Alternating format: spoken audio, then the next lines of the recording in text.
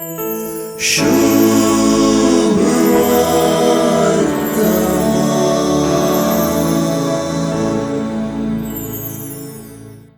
सुवार्ता जेजूचे नेराचे वपारींत सुरू जावन जेजून सुदिवच्या तेच वपारीच्या अर्थविवरणान सोमता. हांचे मोदे जेजूच्यो थोड्यो अपुरबायाच्यो वपारी आटापल्यात. नेराचे वपारींत नेर वमचें काम दुस्मानाचे मुळांतर ताच्या अर्थविवरणांत नेर वमतलो दुस्मान देवसार म्हणून जेजून सुस्पश्ट केला.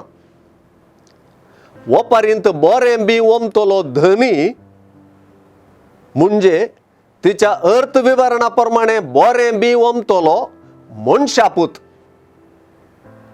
नेराचे वपारींत गोव आनी नेर दोन्ही सांगाता वाडता वा वाडूंक सोडला. सासवाच्या बियाचे वपारींत झाड वाडता. तेच परी खमीराचे वपारींत पीठ फुगता वा तें वाडता.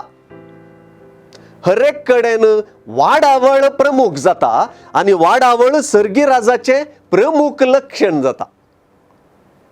बऱ्या सांगाता वायटाची वाडावळी जाता ते विशेष, पूण नेराची वा वायटाची वाडावळ वा दुस्मानाचें काम वा देवचाराचें काम धन्याक वा मनशापुताक कळीत ना म्हणून न्हय, सगळें ताचे दिश्टींत आसा. बऱ्यांक वा नितीवंतांक सर्गी राजांत परजळ अशें सुर्या परी परजळ अशें करूंक आनी कोट्यांक उज्यांत लासूंक ताणेंच येवजिलां. जेजूची भास मात्र पोरण्या सोल्ल्याच्या प्रवाद्यांची म्हणलें विसरूं नये.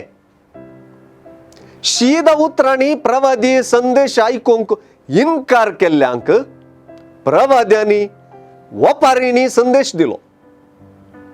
जेजूचो संदेश ही प्रवादी स्वरूप असो म्हणलें जेजू स्पश्ट करता आनी कान आसले आयका म्हणल्या उतरांनी इजायाचींत उतरां निशेतात.